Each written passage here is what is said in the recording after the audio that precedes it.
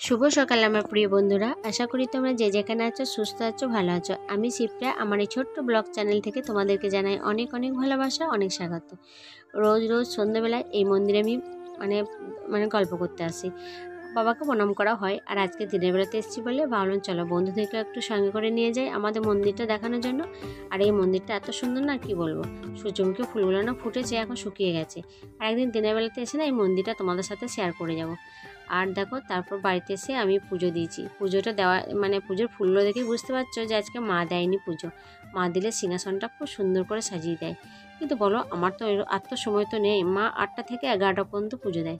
আর এখন যেহেতু ফুলের উপর বেশি লাগে না, কেননা এখন না কোনো দেবীর পুজো হবে না।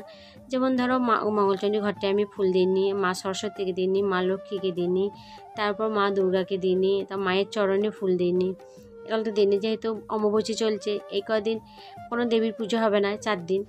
আর মাও এখন 4 দিন পুজো করতে পারবে না। আর মা দেখো পুজোটা নিয়েই থাকে বলে, মায়ের অনেকটা সময় বলে খুব সুন্দর করে সিংহাসনগুলো সাজায়। আর আমার পুজো দিচ্ছি, তখন সোনাই ডাকছে, মা মুড়ি দাও। কী করে দেবো, কী করে হয় বলো। তারপরে দেখো উচ্ছে আলু ভাজা করেছি আমি। আর মা মেয়ের রান্না, এখন 4 দিন মা মেয়েরই রান্না হচ্ছে। এক তরকারি ভাতই হচ্ছে, বলে ভাজাভুজিটা বেশি হচ্ছে। আজকে ভাবলাম একটু টক করবো, টক খেতে খুব মনে হচ্ছে। আমার যে শোনা একটু মূলো রয়েছে, আর মূলোটা দেখেই আমার টকের কথা মনে পড়ে গেল, জানো তো। মা যদিও মা মনে করে এই যে টকটা করলাম, তো আজকে তো অমাবস্যা চলছে, টকটা করলাম, কিন্তু এই টকটা কিন্তু এবার টক একদিনে তো খেয়ে ওঠে না। টকটা যদি রাখাও থাকে না, মা কিন্তু খাবে না। যেহেতু অমাবস্যা চলাকালীনই আমি টকটা করেছি বলে মা খাবে না। ওইটা আমি আর সোনাই খেয়ে শেষ করবো। বেশি করিও নি টক, জানো তো। তারপরে এখানে দেখো টুকটাক বাসনগুলো ছিল, সেগুলো তুলে দিচ্ছি ওপর দিকে। এখানটা জোড়া হয়ে রয়েছে, ওই জন্য এখানটা পরিষ্কার করে নিচ্ছি। আর আমি এখন ভাতটা ফুটিয়ে রেখে দিয়েছি। আর উচ্ছে আলু ভাজা হয়ে গেছে। আর টকেরা দেখো মূলো, আলু আর কচু আমি চাপিয়েছি, ইন্ডাকশানে চাপিয়েছি। ভাত দেখো ফোটানো আছে। আর ভাতের মধ্যে দেখো আমি পটল দিয়েছি 2টো, কেননা শুধু হাঁড়িতে চাপাতে নেই। আমি তো ছোটো হাঁড়ি করে রান্না করছি, এখন বড় হাঁড়িটা করে রান্না করিনি। আর আজকে ভাবলাম যে সোনা স্কুল যাবে, কিন্তু আমি ভাত বসানোর পর তারপর দেখলাম না প্রচণ্ড রোদ, বলে বললাম স্কুল যেতে হবে না। আর ওই জন্য বেশি চাল দেওয়া হয়ে গেছে। আমাদের রাত্রেও হয়ে যাবে, সোনাইয়ের আমার দুজনেরই রাত্রে হয়ে যাবে। আর সোনাই 10 সময় খেয়ে স্কুল যায়, আবার স্কুল থেকে এসেও খায়। ওই জন্য চালটা একটু বেশি নেওয়া আছে। আর এই দেখো আমার মূলো, আলু আর কচু 3টে সেদ্ধ করতে দেওয়া আছে। টকটা বেশি করব না, অল্প করে করব। আর নিচেতে দেখো আমার আলু সেদ্ধ সানা হয়ে গেছে, শুধু ডিমটা সানি না, ডিম আলু সানা করব। টক আর ওই পটল ভাতে করেছি, ব্যাস ওই আমাদের হয়ে যাবে। মামের ছোট্টখাটো রান্না। আর আমি আগে থেকে দেখো তেঁতুলটা আমি ভিজিয়ে রেখেছি। আর তেঁতুলটা না পুরনো তেঁতুল, কালো হয়ে গেছে। এই তেঁতুলবেলা না কোনো শরীর খারাপ নেই, জানো তো। আর তেঁতুলটা গুলছি তো, সোনাই বলছে, মা তেঁতুল মাখাবে কি? আমি যে না সোনা, তেঁতুল মাখাবো না, শরীর খারাপ করবে। কয়েকদিন আগেই আমার শরীর খারাপ হলো, পেট খারাপ হলো বলতে পারো। ওই বললো না তেঁতুল মাখাবো না। সোনাই ছিল কাছে দাঁড়িয়ে, ওকে বললাম সোনাই একটু কড়াই তেল দিয়ে দে আর 5 ফোড়নটা দিয়ে দে। ও দেখো আমার কথা মতো 5 ফোড়ন আর তেলটা দিয়ে দিল। আর আমি তেঁতুল থেকে সেই তেঁতুলের মাড়িটাকে গুলে নিচ্ছি। আর এত সুন্দর না তেঁতুলটা, কি বলবো তোমাদেরকে, মনে হচ্ছে খুব মিষ্টি হবে। ওটা যদি তেল, কাঁচা লঙ্কা, নুন এইসব দিয়ে যদি মাখা হয়, তারপরে যদি খাওয়া হয় না, দারুণ লাগবে খেতে। কিন্তু খাবার উপায় নেই, শরীর খারাপ করবে। আর বলো তো বন্ধুরা, আমার মতো টক খেতে কে কে ভালোবাসো? আমার তো টক খুব প্রিয়। মাছের টক বলো, এমনি কোনো টক, নিরামিষ টক বলো, আমার খুব ভালো লাগে। আর সোনাই দেখো বাথরুম গেল, নিয়ে বোধহয় হাঁটুটা লাগলো বোধহয় ওই বাথরুমের দরজাতে, নিয়ে খুঁড়ি আসছে। আর দেখেও চলে না, জানো তো। ও কি আছে সামনে সেগুলো কিছু দেখে না। তারপর দেখো একবার তেঁতুলের জলটা দিলাম, ফের দেখো আবার জল দিয়ে আমি তেঁতুলের ওইটা দেখো গুলছি, তবু আবার দেখো কালো মতো হয়ে আসছে। তেঁতুল যত আমি চটকাই না, কিছুতে সাদা জল কিছুতে বেরোয় না, গাঢ়ই বেরোয়। আর যেহেতু অল্প করে তেঁতুলে টক করবো বলে জলটাও বেশি দিচ্ছি না, অল্প। দেখো আমার সবজি অল্প আছে, সেদ্ধ করা সবজি অল্প আছে বলে অল্পই দিলাম।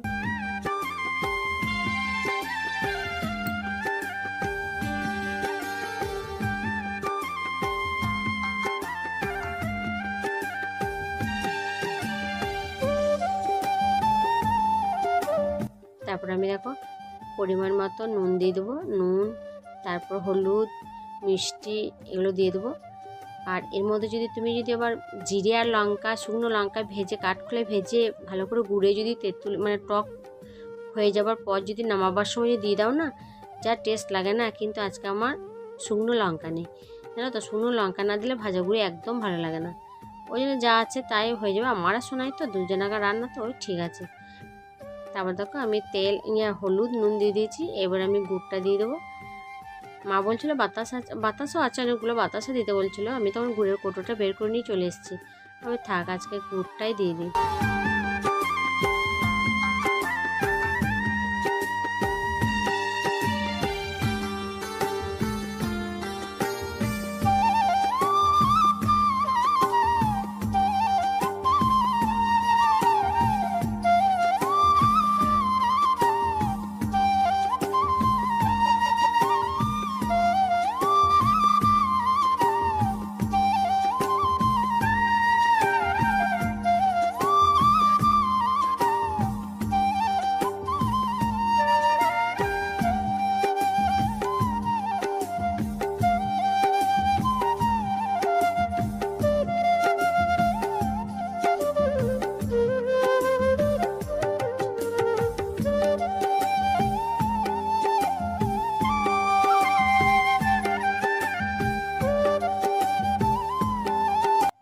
তারপরে দেখো আমি কাঁচা লঙ্কা কুচি কুচি কেটে নিচ্ছি, যেহেতু পটল ভাতেতে মাখবো। পটল ভাতে দেবো, আলু ভাতে দেবো না, আলু ভাতেতে তেল লঙ্কা করেছি। এটা পটল ভাতার জন্য শুকনো কাঁচা লঙ্কাগুলো কাটলাম। আর এখন না শুকনো লঙ্কা আমাদের ঘরে আসেই না। আর দেখো আমি পটলগুলো তুলে নেবো। আর পটলগুলো না হালকা হালকা শুকনো শুকনো হয়ে গেছিলেন, তো আমার ভাবছি সেদ্ধ হবে নাকি, জানি না সেদ্ধ হবে নাকি, তবু দিয়েছি। আমার না খুব ভালো লাগে পটল ভাতে, তো পটল ভাতে দিয়ে মুড়ি খেতে আমার ভীষণ ভালো লাগে। এই পটল ভাতের সঙ্গে তুমি যদি একটু আলু সেদ্ধ মাখাও না, আরও সুন্দর লাগবে।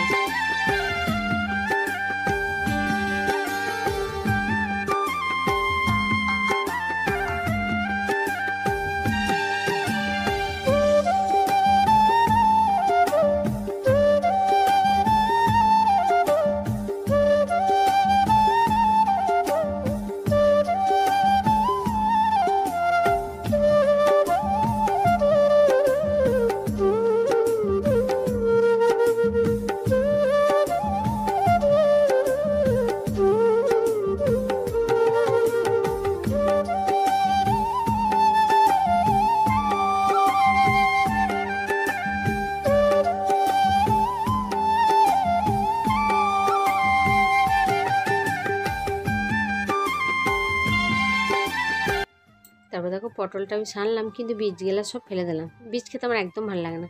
তারপরে কাঁচা লঙ্কা দিয়ে দিলাম, আর একটুখানি নুন দিলাম, আর একটু সর্ষের তেল আর পেঁয়াজ দিয়ে দিলাম। এর মধ্যে একটুখানি আলু ভাতে দিয়ে দেবো, তাহলে আরও সুন্দর লাগবে খেতে। সোনাই খাবে না কিন্তু, আমি একা, আমার একার জন্য, মানে মুড়ি খাওয়ার জন্যই সেদ্ধটা করতে দিয়েছিলাম। কিন্তু আলু ভাজা ছিল বলে আলু ভাজা দিয়ে মুড়ি খেয়ে নিলাম। সোনাই পটল সেদ্ধ খাবে না, ওই জন্য আলু ভাজলাম। ওই না অল্প বেড়ে গেল, ওইটা দিয়ে আমিও মুড়িটা খেয়ে নিলাম। আলু ভাতাটা সেনে রেখেছি, কিন্তু আমি ডিমটা সানিনি। ভাবলাম তাহলে ডিমটা আলুর সঙ্গে সেনে দিই। ওই জন্য দেখো পেঁয়াজ নিয়ে নিলাম, কাঁচা পেঁয়াজ। আর কাঁচা পেঁয়াজ, ডিম, তারপর কাঁচা লঙ্কা, এইসব দিয়ে আলু ভাতাটা না ভালো। ভাজার থেকে না আমার মনে হয় সানাটা বেশি ভালো লাগে খেতে, জানো তো। আমার খুব ভালো লাগে। ওই জন্য সোনাই বলছে মা আমার জন্য একটুখানি ডিমের সাদা অংশ তুলে রাখো। আবার না সেদ্ধ করে দিলে ওর না কুসুমটা খেতে চায় না। সাদা অংশটা খাবে কিন্তু কুসুমটা খাবে না। ওই জন্য আমি না ওই আলু ভাতের সঙ্গে মেখে দিই। আর একটুখানি দেখো আবার পটল ছানার উপরে একটু আলু সেদ্ধ রাখলাম, পটলের সঙ্গে দেবো বলে। ভালো লাগে খেতে। মানে ওই দেবো আলু ভাতে, মানে কি ওই ভেন্ডি ছানার সঙ্গে যদি একটা আলু দাও, আলু সেদ্ধ দাও, ভালো লাগে অল্প পরিমাণ। তারপর উচ্ছে যখন সেদ্ধ করবে, উচ্ছে ছানার সঙ্গে যখন আলু দেবে একটুখানি ছানা, আলাদা টেস্ট লাগবে। আবার পটল ভাতে করেছি, পটল ভাতের সঙ্গে একটুখানি আমি আলু দিলাম, মানে আলু সেদ্ধ দিলাম, ওর সঙ্গে মেখে দেবো, ভালো লাগবে খেতে। তারপর দেখো আমার আলু সেদ্ধ হয়ে গেল, পটল সেদ্ধ হয়ে গেল, টক হয়ে গেল, উচ্ছে আলু ভাজা হয়ে গেল। আর ভাতটা আমার আর একবার বসিয়ে দিয়েছি, ওইটা হয়ে গেলে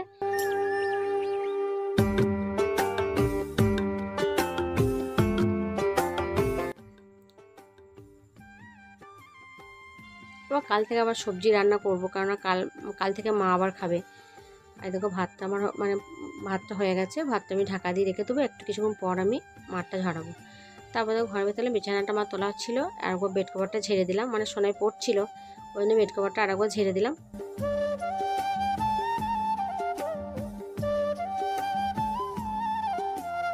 আর সোনাই স্নান করে চলে এলো। মানে স্নান করেছে অনেকক্ষণ, কিন্তু চুলটা আঁচড়ায়নি, জানো তো, মাথায় চান করেছে কিন্তু চুলটা আঁচড়ায়নি। আমি বললাম যে এই সময় চুলটা আঁচড়িয়ে নে, নয়তো তো চুলটা যা কোঁকড়ানো, আঁচড়ানো যাবে না।